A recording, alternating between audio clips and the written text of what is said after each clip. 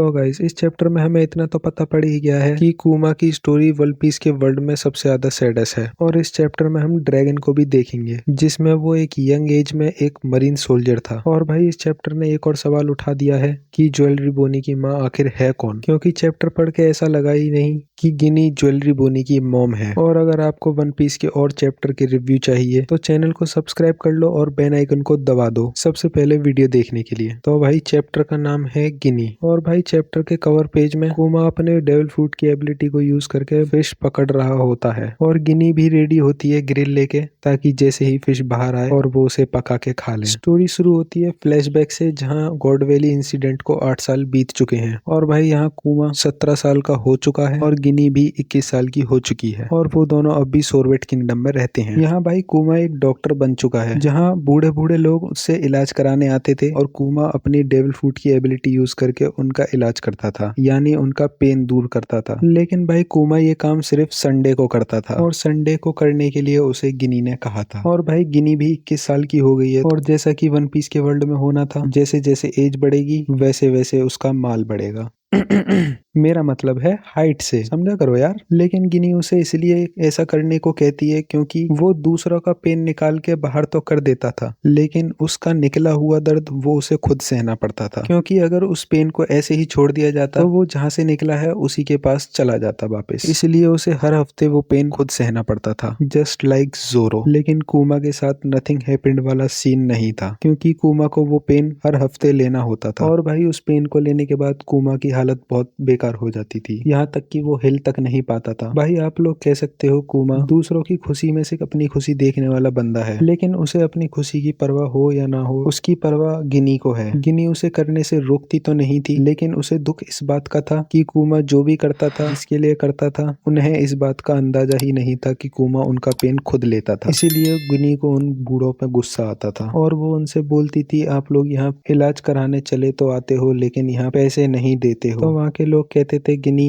बहुत सुंदर है, लेकिन उसकी भाषा बहुत कड़क है। लेकिन यहाँ इन बेचारों की भी क्या गलती है, उन लोगों को तो ये भी नहीं पता कुमा उनके लिए क्या करता है। लेकिन वो लोग चाहते तो हैं कुमा को वो कुछ दे सकें, लेकिन वो लोग बहुत गरीब हैं, क्योंकि हाल फिलहाल में ही सोरबेट किंगडम का किंग चेंज हुआ है, जो कि इतना लालची है और सेलेस्टियल ड्रैगन का जूती चाटने वाला बंदा है। इसीलिए वो सेलेस्टियल ड्रैगन को ज्यादा अमाउंट में टैक्स पे करना चाहता था और इसके लालच के चक्कर में सोरबेट किंगडम के लोगों को प्रॉब्लम उठानी पड़ती है। और ऐसे ही चलते चलते 5 साल बीत जाते हैं और फिर सीन शिफ्ट होता है कुमा की चर्च की तरफ, जहाँ भाई गिनी ने कुमा को प्रपोज कर दिया है कि चलो हम दोनों शादी कर लेते हैं। लेकिन भाई कुमा वहाँ मना कर देता है। तो गिनी पूछती है कि तुम मुझसे प्यार नहीं करते और मैं तुम्हें बहुत खुश रखूंगी। लेकिन भाई ये सब सुन के मेरे बहुत दुखी हुआ। पहले बोआ हैंकॉक लूफी ले गया, रॉबिन को लॉ ले जाएगा, हियोरी को जोरो ले जाएगा। भाई मैं तो टूट गया, लेकिन भाई क्या कर सकते हैं। चलो चैप्टर पे वापस आते हैं। फिर कुमा गिनी को रिप्लाई करता है कि हाँ मैं तुम्हारे साथ बहुत खुश रहूंगा। लेकिन कुमा अपने माँ बाप का फ्लैशबैक याद कर लेता है कि बुकानेरियन होने की वजह से उसे कितना कुछ सहना पड़ा था और वो नहीं चाहता वो चीज गिनी सहे, इसीलिए वो गिनी से शादी के लिए मना कर देता है। लेकिन भाई इतना तो पता पड़ गया कुमा भी गिनी से अंदर ही अंदर प्यार करता था। और भाई यहाँ कुमा बात काट देता है और पेपर में आई हुई न्यूज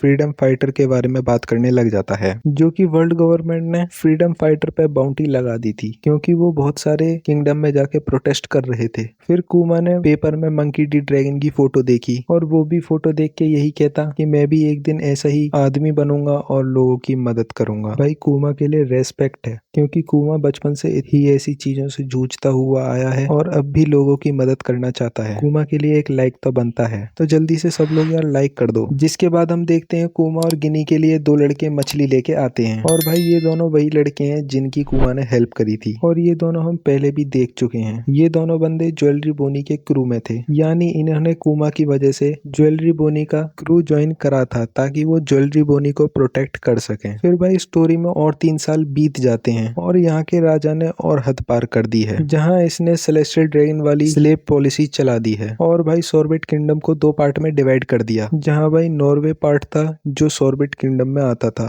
और जो नॉर्दे पार्ट था और ये पार्ट बहुत गरीब बन चुका था, जिनसे भाई ज्यादा टैक्स पे नहीं करा जाता था। इसीलिए उस राजा ने अपने साउदर्न पार्ट को किंगडम से हटा दिया और फिर भाई वहाँ पे स्लेवरी का सिस्टम चालू कर दिया गया वर्ल्ड गवर्नमेंट की तरफ से। और भाई वहाँ के लोगों को उठा उठा के स्लेव बनाया जा रहा था, लेकिन उन लोगों के लिए कूमा लड़ रहा था। लेकिन भाई कूमा बेचारा अकेला बंदा इतने सारे लोगों से अकेला कैसे लड़ पाता, तो इसीलिए उसे कैदी बना के जेल में डाल दिया गया और कूमा के साथ साथ गिनी और कुछ बंदों को भी जेल में डाल दिया गया। और भाई इस चीज के ऊपर आवाज उठाने वाला कोई नहीं था और इसी पे आवाज उठाने के लिए आ जाती है रेवोल्यूशनरी आर्मी, जो इस टाइम फ्रीडम फाइटर के नाम से जानी जाती है। और भाई यहाँ के लोगों को बचाने के लिए खुद ड्रैगन आया था और इसके साथ इवांको भी जुड़ चुकी है। लेकिन भाई इवांको मेल है या फीमेल मुझे कमेंट बॉक्स में जरूर बताना। और भाई रेवोल्यूशनरी आर्मी घुसते ही सॉर्बिट किंगडम पे अटैक कर देती है और भाई रेवोल्यूशनरी आर्मी वाले किंग को डी क्राउन भी कर देते और वहाँ पे जो भी राजा ने कानून लागू करे थे उन सब कानून को हटा देते हैं, जिसे देख के बहुत सारे लोग खुश हो गए होते हैं। फिर हम देखते हैं इवांको पहुंच चुकी है प्रिजन के अंदर, जहाँ कूमा और गिनी कैद थे। जहाँ इवांको कूमा को देख के कहती है हम वर्ल्ड को चेंज करने जा रहे हैं, तू हमारा साथ देगा क्या? और फिर भाई कूमा और गिनी भी जुड़ जाते हैं रेवोल्यूशनरी आर्मी में। फिर हमें ड्रैगन की तरफ लेके चलते हैं, जो सोच रहा होता है रेवोल्यूशनरी आर्मी को बड़ा कैसे करा जाए। और जो उसकी सबसे बड़ी प्रॉब्लम थी रेवोल्यूशनरी आर्मी को बड़ा करने की, वो थी फंड्स यानी पैसे। और भाई ये बात हमने ओहारा में वेगापंक से सुनी थी। रेवोल्यूशनरी आर्मी में फंड की कमी होने से ही वेगापंक ने रेवोल्यूशनरी आर्मी ज्वाइन नहीं करी थी, इसीलिए उसने वर्ल्ड गवर्नमेंट का साथ दिया था। जहां रेवोल्यूशनरी आर्मी का फंड का सोर्स था कि जिस आइलैंड पे वो विजिट करते या जिस आइलैंड पे वो बचाने जाते थे, उस आइलैंड के वो कुछ ट्रेजर को चुरा लेते थे। और यहाँ पे हमें पता लगता है कि जो भी रेवोल्यूशनरी आर्मी में जुड़ता है उसे वेपन की ट्रेनिंग दी जाती है। तो फिर कूमा ड्रैगन से ये पूछता है कि आखिर तुम वेपन्स के बारे में इतना सब कुछ कैसे जानते हो? तो यहाँ फाइनली ड्रैगन रिवील करता है कि वो